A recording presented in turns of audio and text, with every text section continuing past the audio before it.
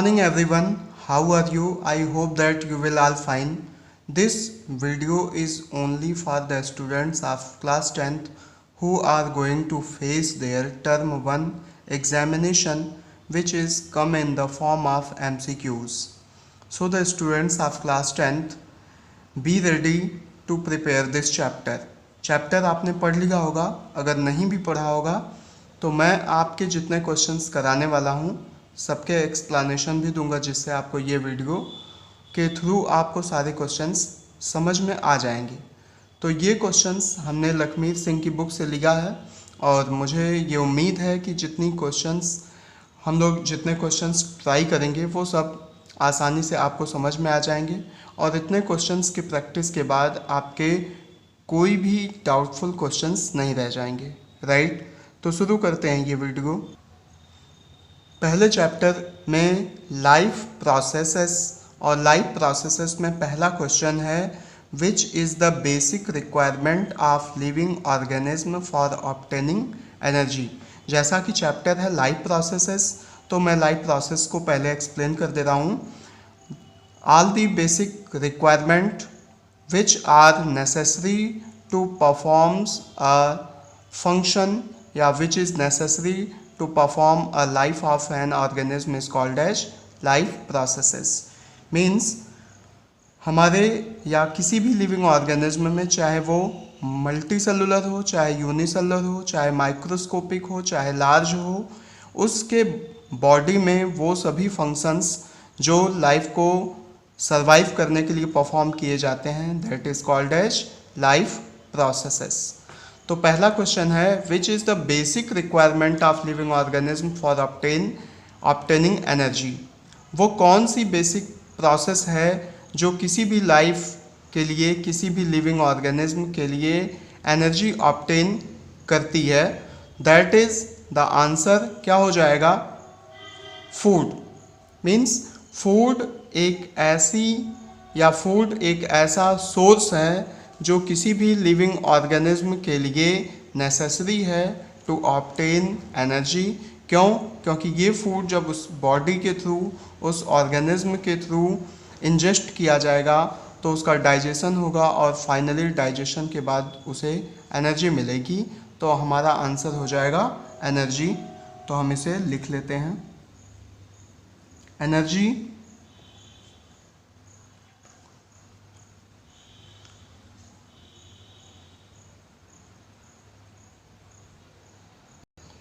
तो लिखते हैं एनर्जी ऑब्टेन करने के लिए हमें क्या चाहिए, food. So the final answer of this question will be food. Means food is the basic need to obtain energy for any living organism on this earth. Either the organism is microscopic और unicellular या multi cellular. किसी भी organism को energy obtain करने के लिए चाहिए food. Food is the answer. Next question हमने लिया है which type of energy is used by living organism to perform vital life processes. Means यहाँ पर ढेर सारे एग्जाम्पल्स दिए थे ऑप्शंस में, kinetic energy, chemical energy, potential energy and nuclear energy. कौन सी एनर्जी इसमें यूटिलाइज्ड होती है लिविंग ऑर्गेनिज्म के थ्रू, जिससे वो अपनी लाइफ प्रोसेसेस को गोइंग ऑन रख सकता है। तो आपका आंसर होगा chemical energy. Chemical energy will be the right option. और ये केमिकल एनर्जी क्यों होगी, because when a living organism eat any type of food, the food is finally digested in the form of glucose, and the simplest form of digestion of food is glucose, and other simple substances are the chemical compounds which are further utilized to get their life process। means कोई भी food digest होगा वो glucose के form में change होगा, और glucose भी एक केमिकल कंपाउंड है, इसलिए इसमें स्टोर्ड होने वाली एनर्जी होगी chemical energy. So the right option will be chemical energy. Third question है which of the following is an autotroph, green plant या मैन। इनमें से ग्रीन प्लांट ऑटोट्रॉफ है या man. We know that very well. In the standard of class 10th, you are very known about this term, that is autotrophs. Autotrophs are the organism which synthesize, which can prepare their food by the process of photosynthesis. So photosynthesis can be performed by green plants. So we can say that the answer will be green plant.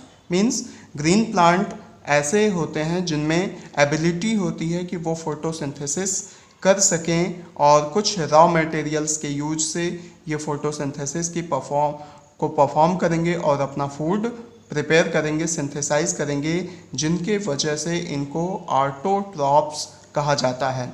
Autotrophs दो part से मिलकर बना है, auto and trophs.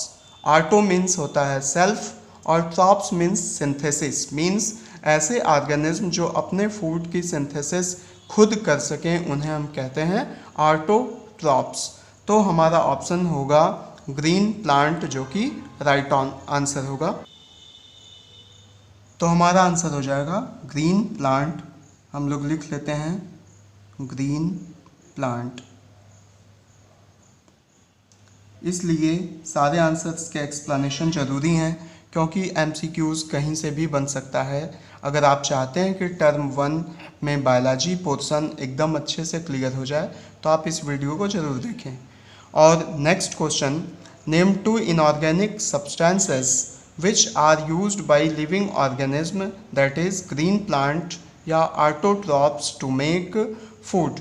जिस तरह से हम अपने घरों में फूड को कुक करते हैं तो सबसे पहले हमें रॉ मटेरियल्स की ज़रूरत होती है, तभी हम उनको बॉयल कर सकते हैं, तभी हम उनको रोस्ट कर सकते हैं, तभी हम उनको पका सकते हैं। इसी तरह से ऑटोट्रॉप्स को भी कुछ रॉ मटेरियल्स की ज़रूरत होती है, जिनको हम इनऑर्गेनिक सब्सटेंस भी कहेंगे। इन्हीं इनऑर्गेनिक सब्सटेंसेस या रॉ मटेरियल्स की सहायता से कोई भी ग्रीन प्लांट या ऑटोट्रॉप्स फोटोसिंथेसिस के प्रोसेस के थ्रू अपने फंक्शंस को परफॉर्म कर पाता है। तो टू इनऑर्गेनिक सब्सटेंसेस के नाम आपको बताने हैं जो फोटोसिंथेसिस में यूज किए जाएंगे बाय ऑटोट्रॉप्स। तो सिंपली आप ये समझते हैं कि एक तो हम क्या मेंशन कर देंगे, CO2 को मेंशन कर देंगे। क्यों? क्योंकि CO2 gas is utilized in the process of photosynthesis. तो पहला आपका आंसर हो जाएगा यहाँ पर CO2 which is utilized by the plants to make their food. ये तो पहला हमारा इनऑर्गेनिक सब्सटेंस हुआ। दूसरा इनऑर्गेनिक सब्सटेंस आप दिखा सकते हैं H2O मीन्स वाटर। ये H2O प्लांट अपने रूट्स से एब्जॉर्ब करेंगे और ये CO2 जो होती हैं वो स्टोमेटास के थ्रू एब्जॉर्ब की जा सकती हैं। तो that is the 2 inorganic substances which are utilised by autotrophs या green plants to synthesize their food, to prepare their food. So the answer will be CO2 and H2 are the 2 inorganic substance. What is the mode of nutrition in fungi? Next question 5 is, what is the mode of nutrition in fungi? Chapter आपने पढ़ा होगा तो उसमें आपको mode of nutrition बताया गया होगा, जिसमें मोड ऑफ न्यूट्रिशन को ब्रॉडली हम लोग 2 पार्ट में डिवाइड किए होंगे, ऑटोट्रॉफिक मोड ऑफ न्यूट्रिशन और हेटेरोट्रॉफिक मोड ऑफ न्यूट्रिशन। मैं डिटेल अभी क्वेश्चन वाइज जा रहा हूँ बस। तो हेटेरोट्रॉफिक मोड ऑफ न्यूट्रिशन को फर्दर 3 सब ग्रुप में डिवाइड किया गया है, सब पार्ट्स में डिवाइड किया गया है, जिसमें पैरासिटिक मोड ऑफ न्यूट्रिशन है, सैप्रोफिटिक मोड ऑफ न्यूट्रिशन है और होलोजोइक मोड ऑफ न्यूट्रिशन है। सैप्रोफिटिक मोड ऑफ न्यूट्रिशन की बात मैं करूं फंजाई के लिए, तो ऐसा mode of nutrition, the mode of nutrition in which the organism depend on their food, और ये ऑर्गेनिज्म कैसे होंगे, dead and decaying organic matter से अपने फूड को ऑब्टेन करेंगे। ऐसे ऑर्गेनिज्म अपना food dead and decaying organic matter से ऑब्टेन करते हैं। तो हम डेफिनेशन दे सकते हैं, the mode of nutrition in which an organism obtain their food from dead and decaying organic matter by releasing some substances. तो फंजाई क्या करता है, जिस प्लेस पर ग्रो करता है, जैसे आप फंजाई में मशरूम को ले लें, मशरूम जिस प्लेस पर ग्रो करता है वहाँ पर अपने न्यूट्रिशन को ऑब्टेन करने के लिए एक एसिड रिलीज करता है, और ये एसिड उस डेड और डिके सब्सटेंस को और ज़्यादा डिज़ोल्व करते हैं, जिससे मशरूम अपने न्यूट्रिशन को ऑब्टेन कर सकता है, एब्जॉर्ब कर सकता है। So the mode of nutrition in fungi क्या हो जाएगा, saprophytic mode of nutrition. Answer right कर सकते हैं, saprophytic mode of nutrition, saprophytic mode of nutrition, saprophytic mode of nutrition. मुझे लग रहा है कि आप सबको एक्सप्लेनेशन समझ में आ रही है और साथ साथ आपके आंसर्स भी क्लियर होते चले जा रहे हैं। तो जितने भी अगर आपके परिचित होंगे स्टूडेंट्स क्लास 10th में पढ़ने वाले हों, आप उनको ज़रूर ये शेयर करिएगा ताकि उनको भी ये वीडियो समझ में आए। राइट, नेक्स्ट क्वेश्चन में हमने लिया है name one organism each having. यहाँ पर एक ऐसे ऑर्गेनिज्म का नाम बताना है जो सैप्रोफिटिक मोड ऑफ न्यूट्रिशन को फॉलो करता हो, मींस अपना न्यूट्रिशन सैप्रोफिटिक मोड से ऑब्टेन करता हो। दूसरे ऑर्गेनिज्म का नाम बताना है जो पैरासिटिक मोड ऑफ न्यूट्रिशन से अपना फूड ऑब्टेन करता हो, अपना न्यूट्रिशन ऑब्टेन करता हो, और holozoic mode of nutrition obtain करने वाले ऑर्गेनिज्म के बारे में आपको एग्जाम्पल देना है। सैप्रोफिटिक मोड ऑफ न्यूट्रिशन अभी पिछले क्वेश्चन नंबर 5 में हम लोगों ने डिस्कस किया कि ऐसे ऑर्गेनिज्म जो dead and decaying organic matter से अपना फूड या न्यूट्रिशन ऑब्टेन करते हैं, that is called as saprophytes या सैप्रोट्रॉप्स। उस क्वेश्चन में मैंने बताना भूल गया था, लेकिन ऐसे ऑर्गेनिज्म को हम सैप्रोफाइट्स, सैप्रोट्रॉप्स भी कहते हैं। और यहाँ पर एग्जाम्पल हम जो लिखेंगे वो हमारा एग्जाम्पल होगा फंजाई। तो फंजाई एक ऐसा ऑर्गेनिज्म है, मीन्स ये ग्रुप है, ग्रुप ऑफ प्लांट्स हैं। फंगस लिख सकते हैं या फंजाई भी लिख सकते हैं, no doubt. Next, parasitic mode of nutrition से अपना न्यूट्रिशन ऑब्टेन करने वाला ऑर्गेनिज्म जो होगा वो आप उसमें देखेंगे कि पैरासाइट्स की तरह ये दूसरे एनिमल्स पर डिपेंड रहते हैं अपने फूड के लिए। तो पैरासिटिक मोड ऑफ न्यूट्रिशन को भी दो पार्ट में डिवाइड किया गया है, जिसमें पार्शियल पैरासाइट्स और कंप्लीट पैरासाइट्स के बारे में डिस्क्रिप्शन मिलेगा आपको बुक में। तो यहाँ पर दोनों एग्जाम्पल्स मैं आपको लिख दे रहा हूँ। कंप्लीट जो पैरासाइट्स है वो आपका कहलाएगा कस्कुटा, कस्कुटा, अमरबेल, अमरबेल, और एक जो पार्शियल पैरासाइट्स है वो है मिज़ल्टू, MISTLE, मिज़ल्ट, NTOE, मिज़ल्टू। ये दोनों ऐसे होते हैं जो कंप्लीट और पार्शियल पैरासाइट्स में आते हैं। तो आपका ये हो गया एग्जाम्पल। नेक्स्ट है होलोजोइक मोड ऑफ न्यूट्रिशन। तो holozoic mode of nutrition means the mode of nutrition in which an organism obtain या इनगल्फ या take their food in the form of semi solid या फिर solid and directly into their mouth. तो holozoic mode of nutrition में आप amoeba को भी ले सकते हैं, क्योंकि अमीबा भी डायरेक्ट अपने फूड को फूड कैविटी से होता हुआ एंटर कर देता है। तो AMOEBA, अमीबा। दूसरा ह्यूमन बीइंग्स भी गुड एग्जाम्पल है होलोजोइक मोड ऑफ न्यूट्रिशन का। काउज, बुफेलोज भी हैं human beings.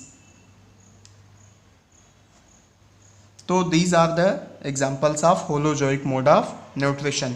Next question is this: name the process by which plant make food. Very easy question for class 10th. ये आप सभी को पता है कि कौन सी प्रोसेस के थ्रू प्लांट अपना फूड बनाते हैं। That process is called as photosynthesis.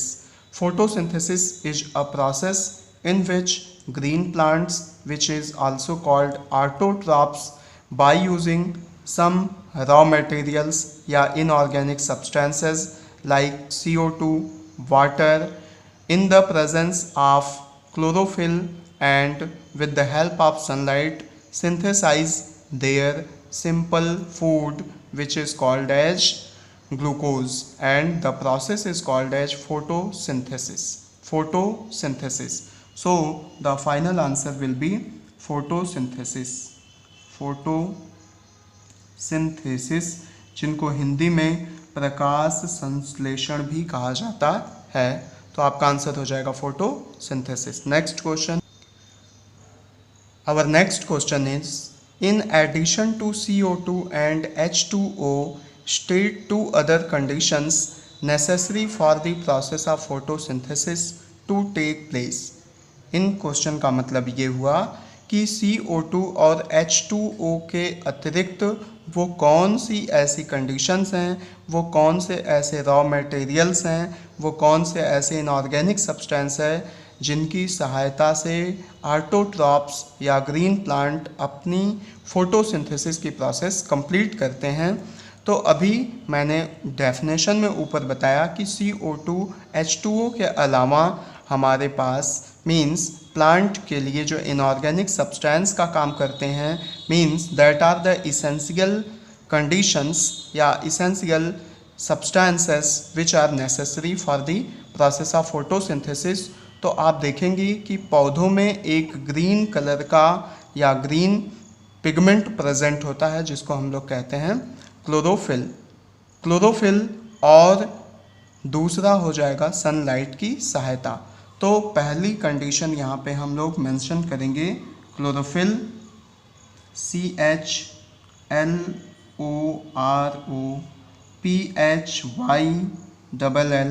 Chlorophyll पहला हो गया। And the second one is light, means in the absence of sunlight and in the absence of chlorophyll, plants do not able to make their food, means these are also the essential substance in addition to CO2 and H2O. The next question is, apart from sunlight and chlorophyll, what other things are required to make food by photosynthesis? Question एकदम हलवा category का है, एकदम simple सा है कि ऊपर जो answer लिखा गया वो दे दिया है, तो बचा क्या? CO2 and H2O। तो इसका आंसर हो जाएगा CO2 and H2O, means apart from sunlight and chlorophyll और सनलाइट के अलावा कौन सी ऐसी चीज़ें हैं जो फोटोसिंथेसिस के लिए रिक्वायर्ड हैं? That is CO2 and H2O। इस तरह के क्वेश्चंस को कई बार रिपीट किया गया है, तो आपको क्वेश्चन को समझना है और आंसर देते हुए आगे बढ़ जाना है। तो ये हमारा हो गया CO2 and H2O। Next question, and our next question is name a gas used in photosynthesis.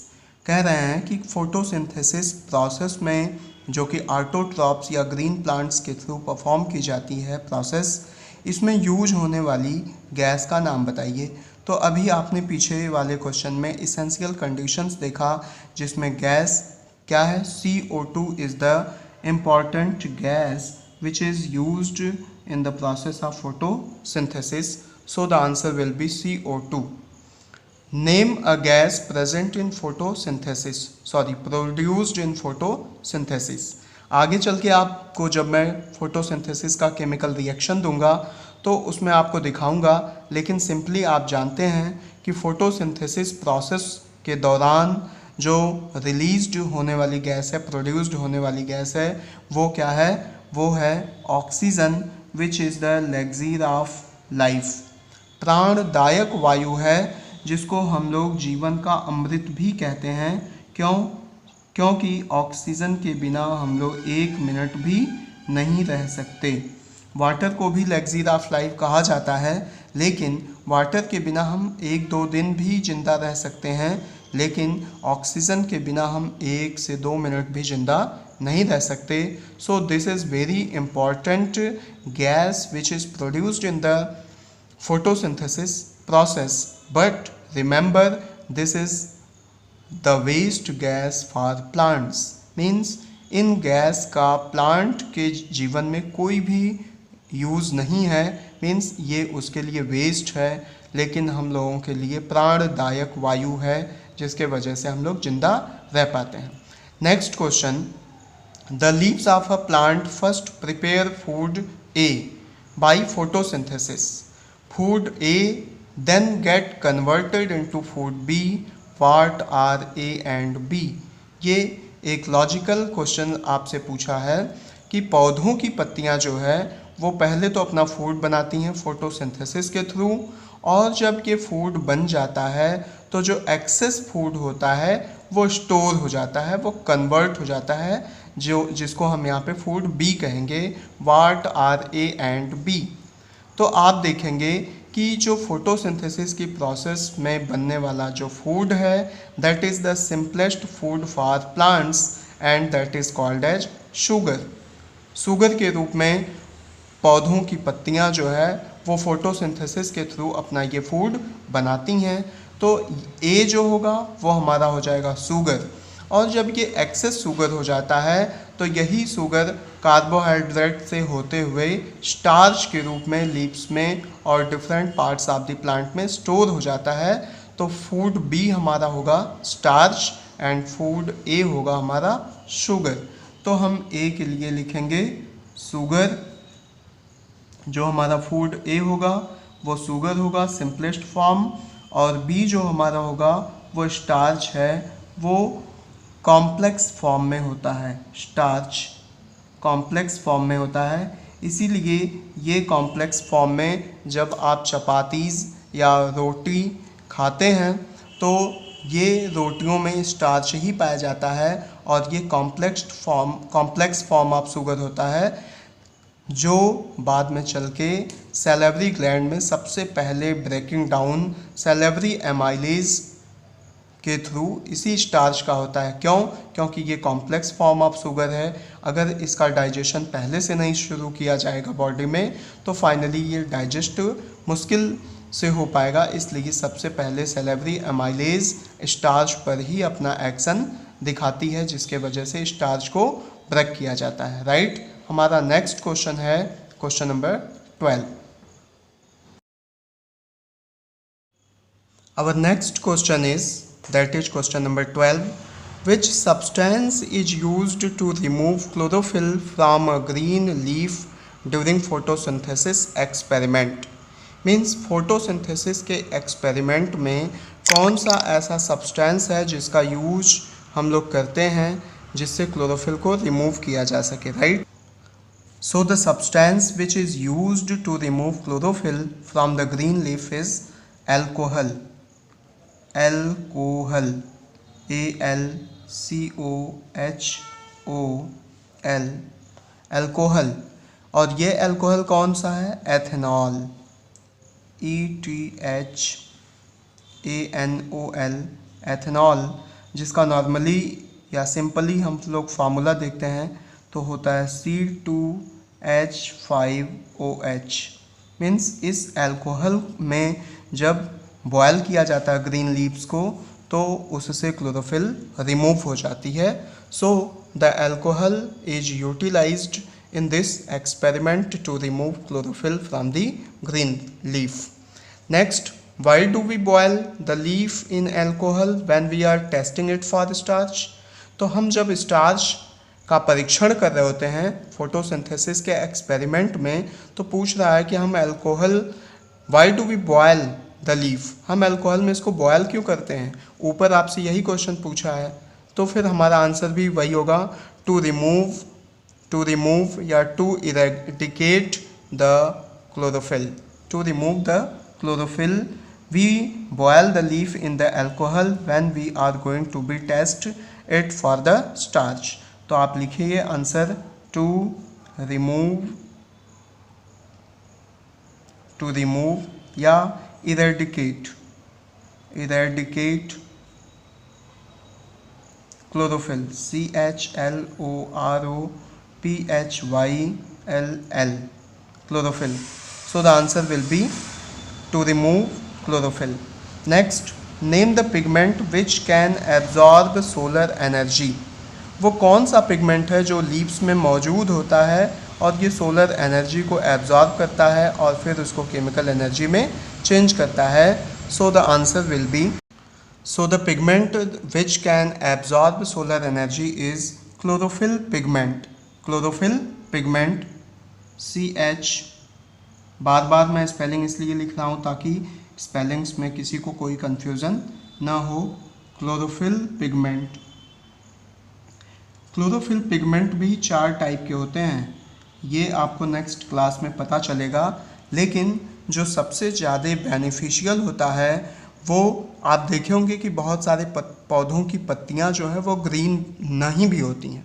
Means जो ऑर्नामेंटल प्लांट्स होते हैं उनकी पत्तियां ग्रीन ना होके येलो रेड भी होती हैं, तो उनमें भी तो फोटोसिंथेसिस होती है.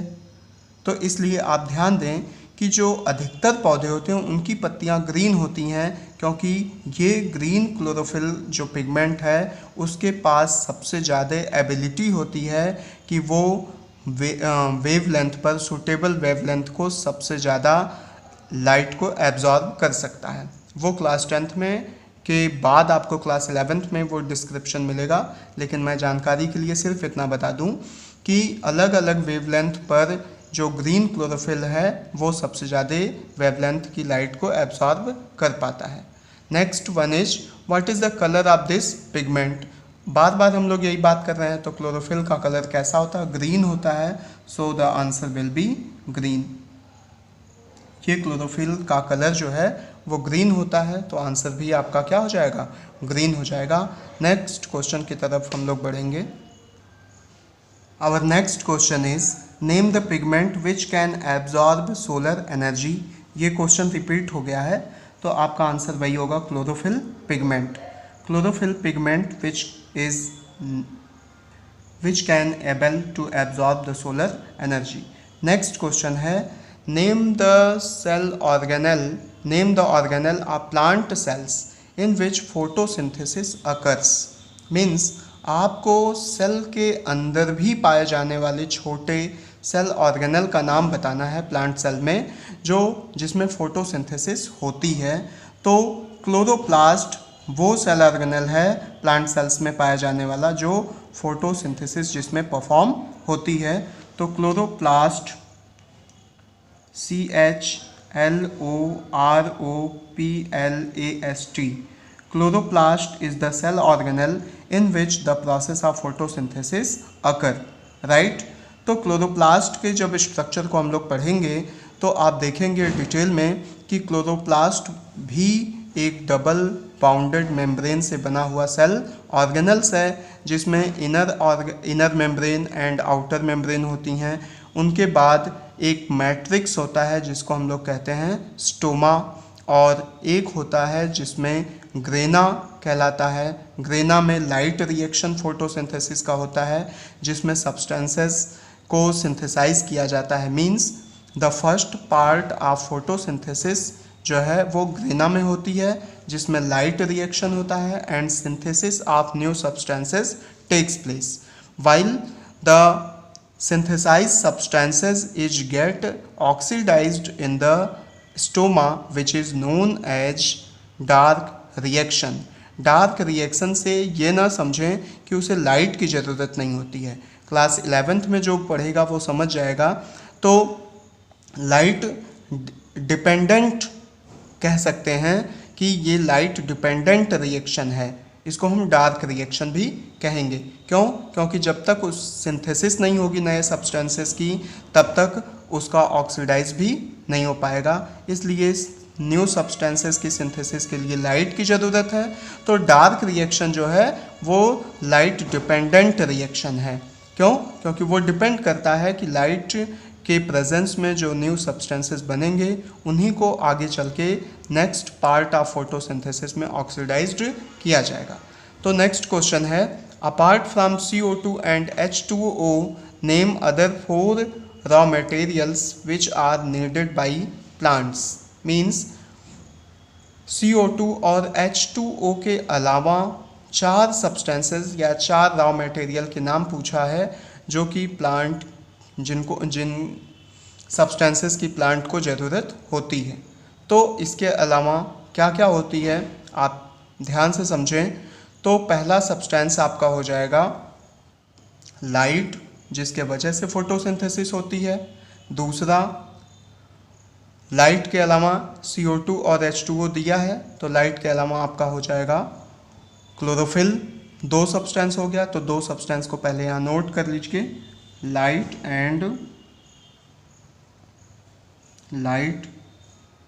एंड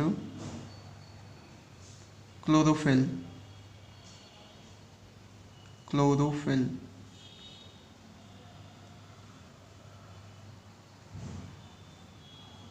नेक्स्ट, 2 आंसर हो गए।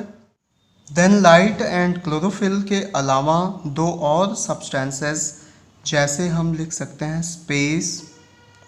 Space and oxygen.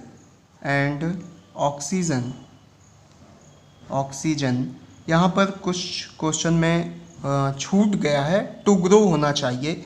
CO2, H2O, light और क्लोरोफिल की सहायता से फोटोसिंथेसिस हो सकती है और होती भी है, और इनफ स्पेस और ऑक्सीजन की भी ज़रूरत होती है। जैसे आप देखते हो कि जब कोई सीड के फॉर्म में होता है, जब कोई सीड डॉर्मेंट स्टेज में होता है और हम उसको सॉइल में डालते हैं, तो अगर suitable warmth, suitable temperature, oxygen न मिले तो वो सीड में डॉर्मेंसी ब्रेक नहीं होगी, मीन्स सीड्स जो है वो जर्मिनेट नहीं होगा, और जर्मिनेट नहीं होगा तो वो ग्रो नहीं करेगा।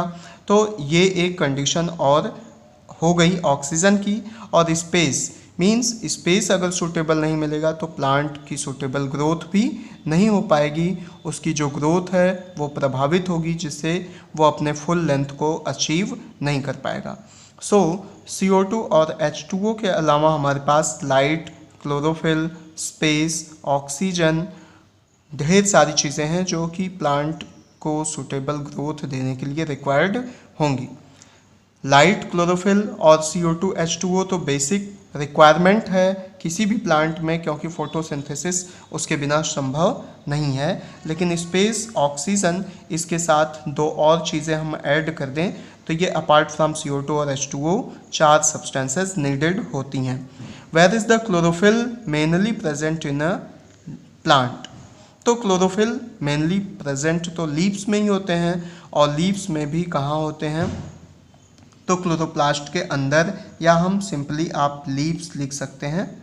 Leaves is the part of the plant where chlorophyll is mainly present. Next question 19, what is the name of those cells in the leaf of a plant which control the opening and closing of the stomatas? Opening and closing of stomata को नियंत्रित करने वाली, control करने वाली उन sales का नाम बताना है जो कि लीव्स में प्रेजेंट होती हैं। तो मैंने बहुत बार आपको बताया था, लेकिन ये वीडियो केवल बताने तक वालों तक नहीं सीमित होनी चाहिए, मीन्स और लोगों के पास पहुंचनी चाहिए। तो फिर से मैं आपको बता दे रहा हूँ कि small pores present on the lower surface of the leaves is called as stomatas, and these stomatas are responsible for the exchange of gases or gaseous exchange, means CO2 को एब्जॉर्ब करना और O2 को release करना ही इनका main function होता है। और ये स्टोमेटास जो हैं वो lower surface of the leaves पर प्रेजेंट होते हैं। यहाँ जिन लोगों को कोई डाउट है वो ये समझ लें, lower surface of the leaf का मतलब ये नहीं कि लीव्स का निचला हिस्सा या लीव्स का जो पीछे वाला पार्ट है वो। मैं आपको क्लियर कट समझा देना चाहता हूँ कि when we remove the epidermis of the leaves, means epidermis को जब रिमूव करते हैं, मीन्स लीव्स की ऊपरी लेयर को, एकदम ऊपरी लेयर को जब रिमूव किया जाता है तो उनके बिलो जो स्मॉल पोर्स प्रेजेंट होंगे उन्हीं को हम लोअर सरफेस कहेंगे, या एपिडर्मिस के जस्ट नीचे वाली लेयर को हम लोग हाइपोडर्मिस या फिर लोअर एपिडर्मिस कहते हैं। इन्हीं रीजन्स में स्मॉल पोर्स प्रेजेंट होते हैं which is called as stomata. तो ये स्टोमेटा गैसियस एक्सचेंज या एक्सचेंज ऑफ गैसेस के लिए रिस्पॉन्सिबल हैं, और इन स्टोमेटाज को जो प्रोटेक्ट करती हैं वो होती हैं गार्ड सेल्स। गार्ड सेल्स का मेन फंक्शन ये होता है कि कि ये opening and closing of the stomatas को क्या करती हैं, कंट्रोल करती हैं। तो इस तरह ये स्टोमा है आपका या स्टोमेटा है, और ये आपकी बगल में गार्ड सेल्स हैं। तो ये गार्ड सेल्स इस opening and closing of stomata को क्या करती हैं, कंट्रोल करती हैं। तो आपका आंसर हो जाएगा गार्ड सेल्स। सो ये क्वेश्चन आपको समझ में आ गया होगा। नेक्स्ट क्वेश्चन 20 देखिए, name an animal whose process of obtaining food is called phagocytosis. Means उस एनिमल का नाम आपको बताना है जिसमें फूड ऑब्टेनिंग की जो प्रोसेस है उसको फैगोसाइटोसिस कहते हैं। फैगोसाइटोसिस एक ऐसी प्रोसेस है जिसमें कोई भी लिविंग ऑर्गेनिज्म अपने प्रे या अपने फूड का डायरेक्टली इनगल्फ कर जाता है, उसका भक्षण कर जाता है, उसको डायरेक्टली निगल जाता है। तो आप माइक्रोस्कोपिक या यूनिसेलुलर एनिमल जिसको हम अमीबा कहते हैं उसके नाम को ज़रा ध्यान में लाइए।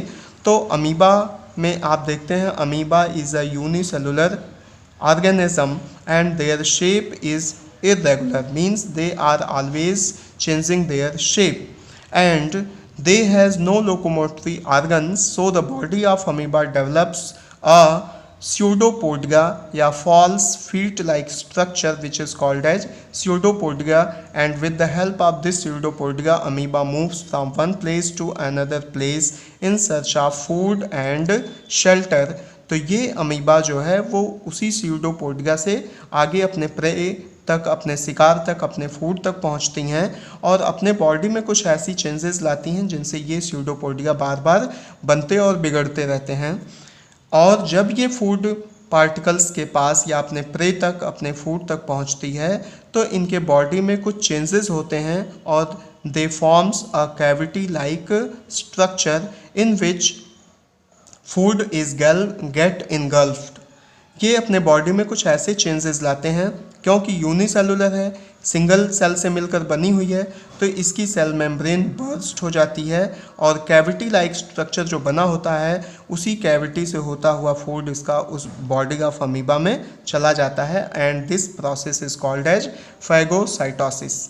This process is called as phagocytosis and the organism in which this process occur is called as amoeba, amoeba। Amoeba एक ऐसा ऑर्गेनिज्म है जिसमें फैगोसाइटोसिस के प्रोसेस के थ्रू ये अपने फूड को इनगल्फ करता है और डायरेक्टली ये फूड इनके बॉडी में चले जाते हैं, right. Our next question is all the animals can be divided into 3 groups on the basis of their eating habits, name the 3 groups. सभी एनिमल्स को, मीन्स अगर मैं आपको बताऊं तो ह्यूमन बीइंग्स भी एनिमल की कैटेगरी में ही आता है, क्योंकि उन एनिमल्स और हमारे अंदर कोई बॉडी आर्गन में कोई डिफ्रेंसिएशन नहीं हुआ है। मीन्स जितने पार्ट्स, जितने सिस्टम उनके पास हैं उतने ही सिस्टम हमारे पास भी हैं। बस हमारे बॉडी में एंडोक्राइन सिस्टम और नर्वस सिस्टम ज़्यादा एक्टिवेट है और उनमें उतना एक्टिवेट नहीं है। कुछ ऐसे भी सेंसिटिव एनिमल्स होते हैं जिनमें हमसे ज़्यादा सेंसरी आर्गन्स उनके काम करते हैं। जैसे आप छोटे जानवरों को देखिए, एनिमल्स है, रैट हैं, पीकॉक है, इनके सेंसरी आर्गन ऐसा माना जाता है कि इनके 6th सेंस आर्गन भी वर्क करते हैं। तो कहा जा रहा है कि सभी एनिमल्स को उनके ईटिंग हैबिट्स के बेसिस पर 3 ग्रुप्स में डिवाइड किया गया है, उनका नाम आपको बताना है। तो there is 3 groups of animal on the basis of their eating habits, that is called as herbivores. Herbivores, अगर आपने ओर्स लिख दिया तो इसके आगे एनिमल्स लगाने की ज़रूरत नहीं है, नहीं तो लिखने के लिए हम लोग हर्बीवोरस एनिमल्स भी लिख सकते थे। Herbivores means the animals who eat only plants are called as herbivores animals, या ग्रासेस भी खा सकते हैं, तो हर्बीवोर्स हो गए। दूसरा carnivores, CARNIVORES, carnivores means the animal who eats only the flesh of other animals are called as carnivores। And the next and Most important level of this category is omnivores. Omnivores means omnivores are the animals that is able to eat both substances, that is green grass means plant as well as flesh of the animals also. So on this eating habits, there are three animals group, that is herbivores, carnivores and omnivores. Our next question is 22. What is the scientific names of the animals which are only meat eaters? Meat eaters means who eats only the flesh of other animals, that is called as carnivores. जिस question में ज़्यादा explanation की ज़रूरत नहीं है वहाँ मैं नहीं दे रहा हूँ, लेकिन जहाँ ज़रूरत पड़ रही है वहाँ पर मैं दे रहा हूँ। कार्निवोर्स इनको कहेंगे। Next only plant eater, that is called as herbivores, ताकि आप ज़्यादा पढ़ सकें और वीडियो भी काफ़ी ज़्यादा लंबी न हो। Herbivores and both plant and meet eaters के एनिमल्स को हम लोग कहेंगे ऑमनीवोर्स, जो दोनों खा सकते हैं ऑमनीवोर्स कहलाएंगे। जो सिर्फ और सिर्फ हर्बीवोर्स कहलाते हैं वो केवल प्लांट खाते हैं, और कार्निवोर्स खाने वाले फ्लैश वाले एनिमल्स होंगे। Name the green pigment present in the leaves of plant. उस ग्रीन पिगमेंट को क्या नाम दिया जाएगा जो कि लीव्स में मौजूद होती है, that is called as chlorophyll. इसको हम कहेंगे chlorophyll, CHLOROPHYLL। Chlorophyll is the green pigment which is present in the leaves of plant. Our next question will be, our next and most important question is, arrange the following processes involved in the process of nutrition in animals in the correct order. Means nutrition process के दौरान होने वाली सभी processes को, means सभी steps को हम लोगों को करेक्ट ऑर्डर में अरेंज करना है। याद रखें, either the animals is microscopic made up of only one cell and or it is multi cellular, large, omnivores, carnivores या हर्बीवोर्स। कोई भी एनिमल हो, न्यूट्रिशन के जो स्टेप्स होंगे वो सब में कॉमन होंगे, सब में सिमिलर होंगे। तो सबसे पहला स्टेप्स जो होगा वो किसी भी ऑर्गेनिज्म का ये होगा कि सबसे पहले तो वो फूड पार्टिकल्स को माउथ में एंटर करने के लिए परमिट करेगा। तो the process in which any organism eat their food या take their food into the mouth या body, that is called as ingestion.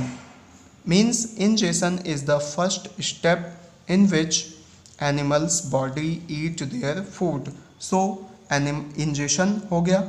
अब जब ये फूड इंजेस्टेड हो जाएगा, मीन्स किसी भी ऑर्गेनिज्म या बॉडी के थ्रू ये खा लिया जाएगा, नेक्स्ट स्टेप जो होगा इसका होगा डाइजेशन, क्योंकि विदाउट डाइजेशन उसके बॉडी को फूड एनर्जी के फॉर्म में अवेलेबल नहीं हो पाएगा। So the second step will be digestion. Digestion से मुझे याद आया कि इस डाइजेशन टॉपिक जो आपके बुक में बहुत ही लेंदी है, बहुत ही बड़ा है, उसका एक ग्राफिकल रिप्रेजेंटेशन, उसका मैं सेपरेट वीडियो बनाऊंगा तो आपको ज़रूर वो सेंड कर दूंगा। उसमें फ्लो चार्ट के थ्रू डाइजेशन के सभी चीज़ों को इंक्लूड किया गया है, तो वो वीडियो देखना न भूलिएगा। तो सेकेंड स्टेप हमारा होगा डाइजेशन। अब ये फूड जब डाइजेस्ट हो जाएगा तो डाइजेस्ट फूड मीन्स जब आपने फूड लिया था, जब कोई भी ऑर्गेनिज्म ने फूड को खाया था तो वो सिंपल नहीं था, कॉम्प्लेक्स था और इनसॉल्युबल था। जब डाइजेशन हुआ तो वो सिंपल और सॉल्युबल फॉर्म में बदल गया। अब ये डाइजेशन होने के बाद ये फूड का एब्जॉर्प्शन होगा। एब्जॉर्प्शन नहीं होगा तो उस डाइजेस्टेड फूड से एनर्जी कैसे मिलेगी? मीन्स जो थर्ड स्टेप होगा वो होगा एब्जॉर्प्शन। एब्जॉर्प्शन होने के बाद that absorbed food is ready to produce energy and this energy is utilized to repair and the growth of cells. That is fourth step.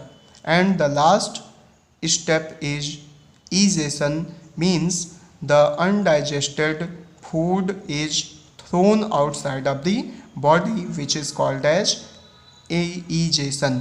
याद रखें, इंजेशन मतलब फूड पार्टिकल्स को अंदर लेना और ईजेशन मीन्स अनडाइजेस्टेड फूड को शरीर से या बॉडी से बाहर निकालना, रिमूव करना, थ्रोन करना ही क्या है, ईजेशन है।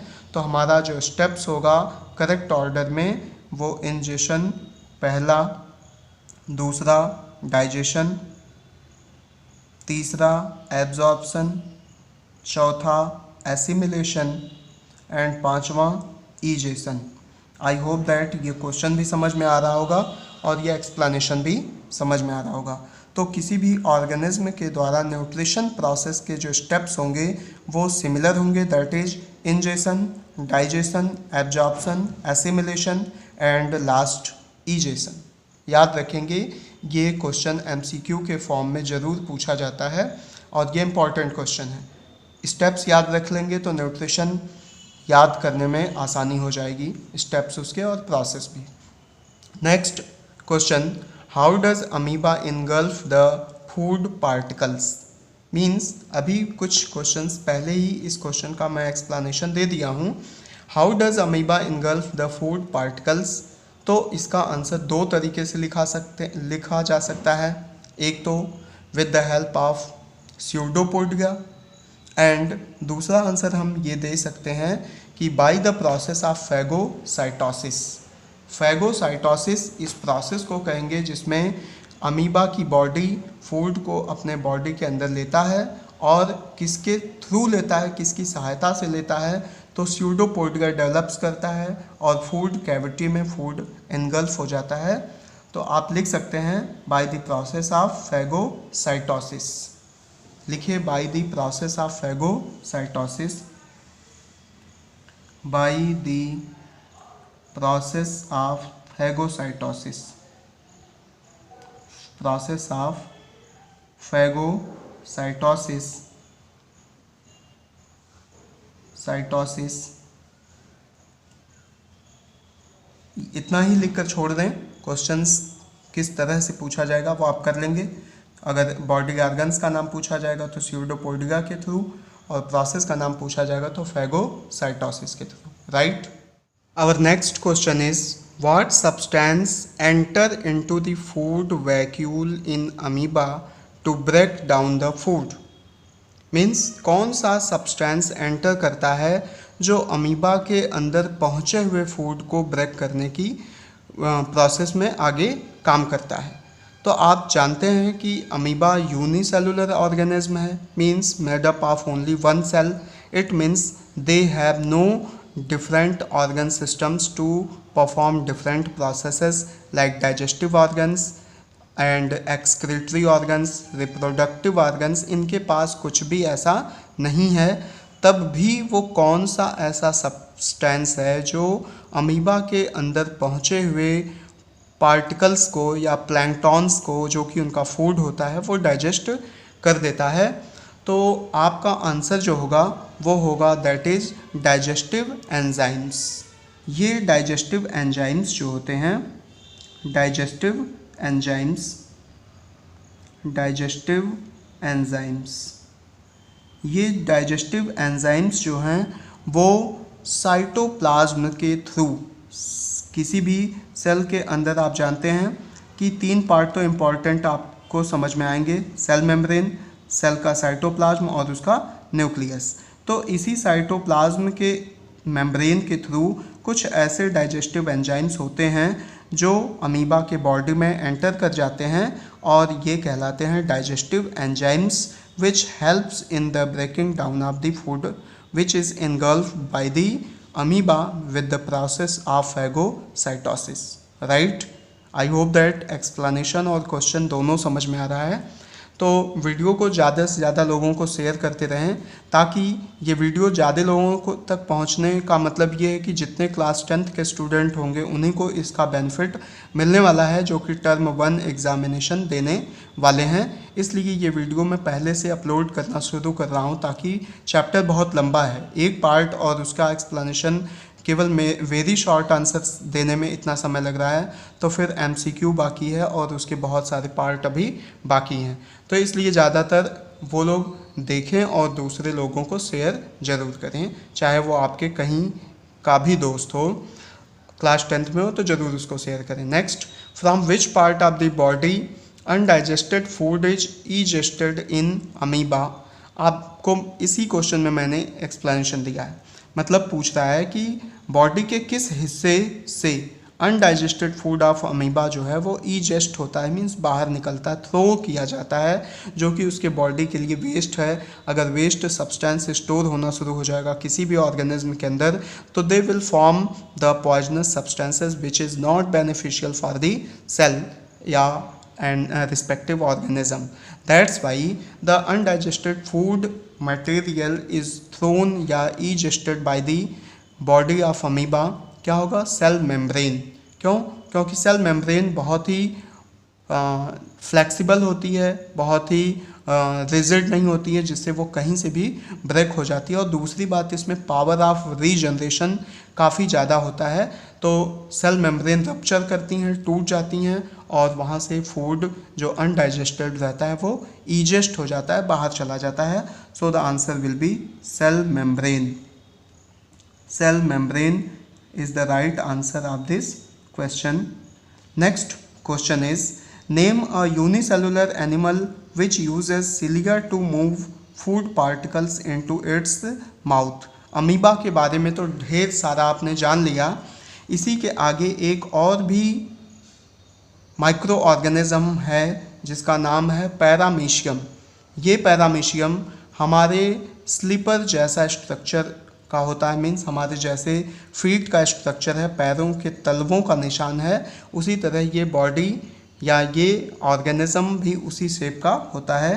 तो इस बॉडी के सरफेस पर ढेर सारे न्यूमरस हेयर लाइक स्ट्रक्चर पाए जाते हैं which is called as cilia, that is cilia. तो यहाँ पर वो माइक्रो ऑर्गेनिज्म होगा पैरामीशियम।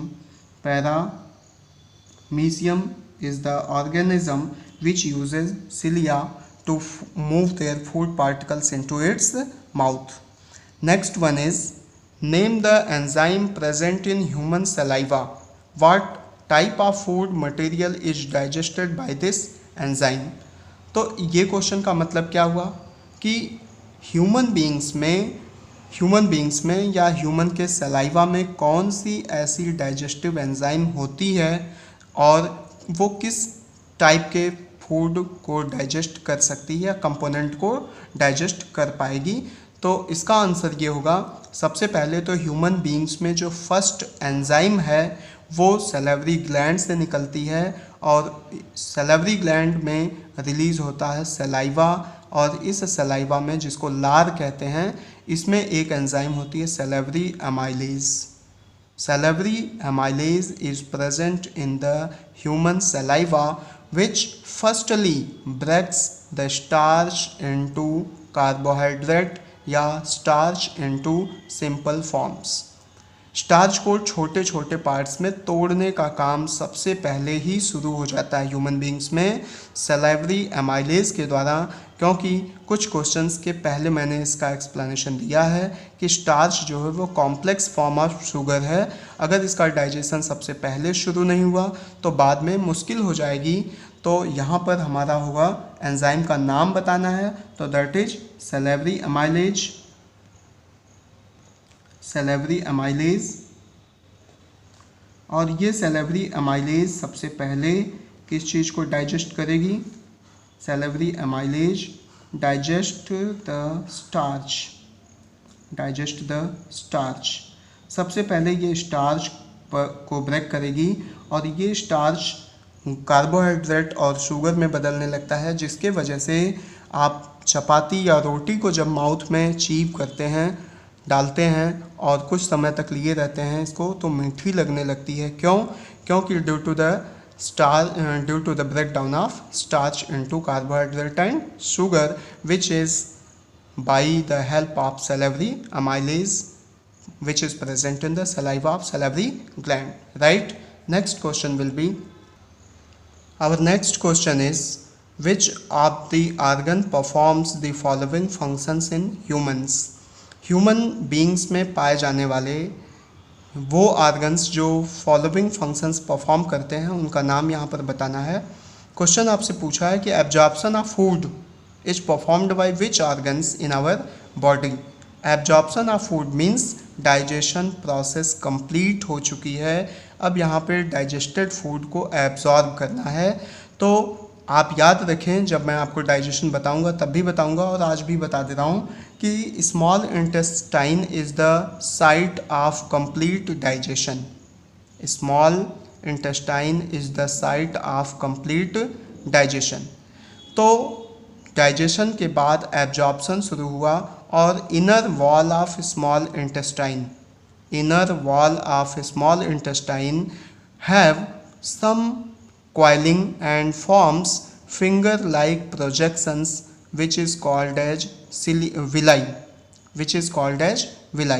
जो इनर सरफेस है, इनर मेम्ब्रेन है स्मॉल इंटेस्टाइन की, उनमें कुछ चेंजेस होते हैं और वो इनमें न्यूमरस फिंगर लाइक प्रोजेक्शंस निकल आते हैं जिनको हम लोग कहते हैं माइक्रोविलाई या villi.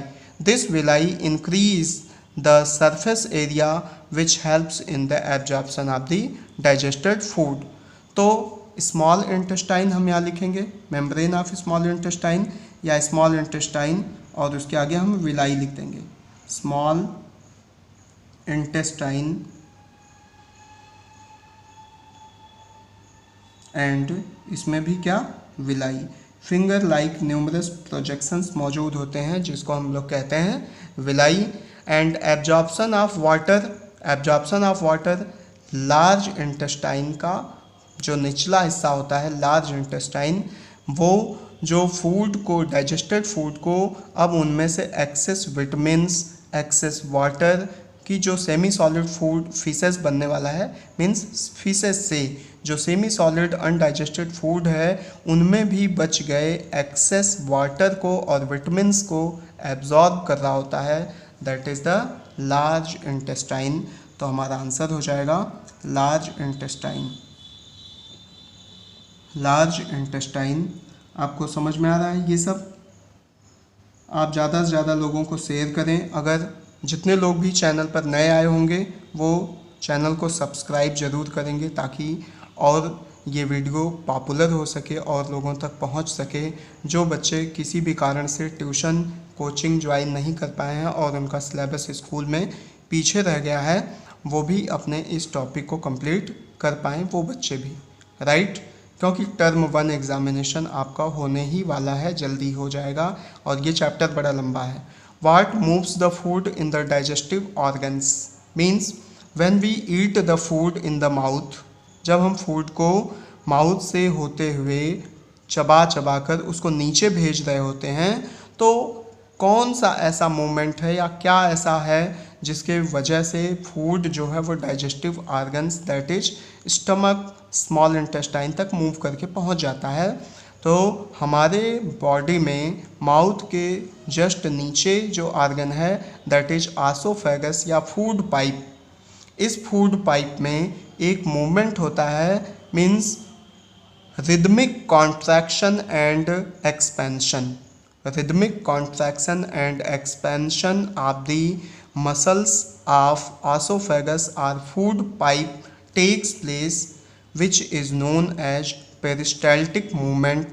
This peristaltic movement provides a movement to the food, and with the help of this movement the food particles enters into our digestive organs। तो ये movement जो होगा वो peristaltic movement कहलाएगा। और ये peristaltic movement क्या है? rhythmic contraction and expansion of the muscles of esophagus। तो इस मोमेंट का हम नाम लिख देते हैं peristaltic moment. Peristaltic moment PERISTALTIC, peristaltic movement. इसी मूवमेंट के थ्रू हमारा जो फूड है वो डाइजेस्टिव ऑर्गन्स तक पहुंच पाता है। और इसमें इस पेज का नेक्स्ट और last question, what is the other name of the food pipe? What is the other name of food pipe? अभी मैंने आपको बता दिया कि इसे कहते हैं आसोफेगस। आइसोफेगस फूड पाइप का दूसरा नाम है आसोफेगस। OESOPHAGUS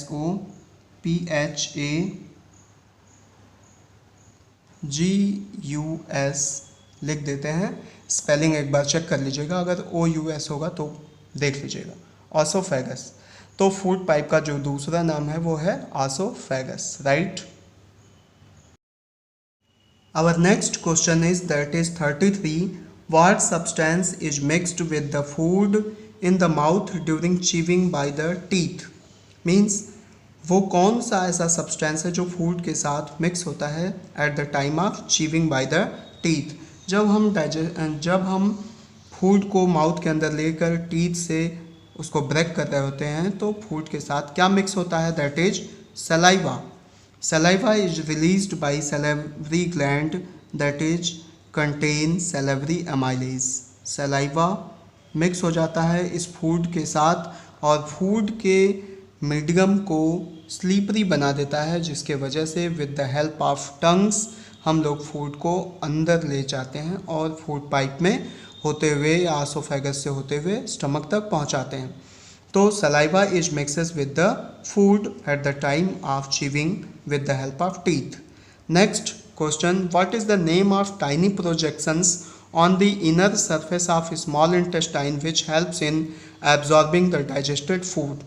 अभी ये डिस्कशन हो चुका है इस क्वेश्चन का कि हमारे स्मॉल इंटेस्टाइन की इनर मेम्ब्रेन में कुछ प्रोजेक्शंस होते हैं।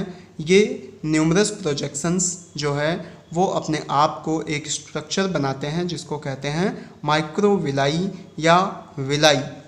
तो what is the name of tiny projections? Tiny projections का नाम क्या है?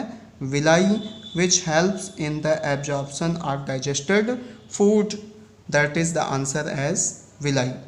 इन which part of the digestive system water is absorbed? ये भी क्वेश्चन आ चुका है कि पीछे क्वेश्चन पूछा था absorption of food takes place in the large intestine, तो मैंने आपको बता दिया था which part of the digestive system. तो large intestine of digestive system function करता है वाटर को एब्जॉर्ब करने का। Next one is, what is the name of opening in the human body through which undigested food is thrown out? Means उस opening का नाम पूछा गया है यहाँ पर ह्यूमन बींग्स में जिससे हम लोग अनडाइजेस्टेड फूड को फीसेस के रूप में या सेमी सॉलिड फूड को फीसेस जो उसको कहा जाता है उसको रिमूव करते हैं, इजेक्ट करते हैं, बाहर करते हैं, थ्रोन करते हैं। तो that is called as anus. Anus ये लास्ट पार्ट है, ओपनिंग है स्मॉल लार्ज इंटेस्टाइन का, जिसके थ्रू हम लोग लिए हुए फूड को जो कि अनडाइजेस्टेड फॉर्म में स्टोर होता है लार्ज इंटेस्टाइन में, फिर जाके वो रेक्टम में स्टोर हो जाता है और रेक्टम में स्टोर होने के बाद एनस के थ्रू हम लोग उसको बाहर कर देते हैं। That is the answer. Last मतलब 37 क्वेश्चन है, what is the digested food is absorbed where is the digested food is absorbed into the blood in human body? तो इसका आंसर भी हो जाएगा स्मॉल इंटेस्टाइन। इसका आंसर भी हो जाएगा स्मॉल इंटेस्टाइन। तो इसको भी लिख लीजिए, small intestine. Where is the digested food is absorbed? Small intestine, small intestine. Next, name the biological catalysts which bring about chemical digestion of food. इनका रोल डाइजेशन की प्रोसेस में सबसे ज़्यादा होता है, क्योंकि अगर ये बायोलॉजिकल कैटालिस्ट मौजूद ना हो हमारे बॉडी के अंदर तो हम फूड के कंपोनेंट्स को डाइजेस्ट नहीं कर पाएंगे। तो that's biological catalyst will be enzymes. Enzymes can be defined as in one lines. Enzymes are known as the biocatalyst which help in the chemical digestion of the food inside our body, and the very short answers are completed in this way. और last आपका बस 2-3 बचा है, fill in the blanks, इनको करा देते हैं। The first fill in the blanks is all green plants are. सारी कहानी के बाद ये क्वेश्चन बड़ा ही आसान है, दैट इज आर्टोट्रॉप्स। आर्टोट्रॉप्स, सारे ग्रीन प्लांट आर्टोट्रॉप्स की कंडीशन और कैटेगरी में आते हैं because they are able to synthesize their food. All non green plants and animals are heterotrophs. Heterotrophs because they cannot synthesize their own food and they will depend on other animals or plants to get their food. Heterotrophs depend on plant and other animals for their food. ये आपको बता ही दिया गया। Next one is green plants uses dash and to make food. Carbon dioxide, water, sunlight,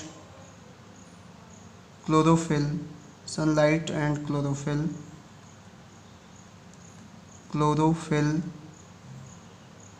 और sunlight भी लिख सकते हैं, लिखेंगे।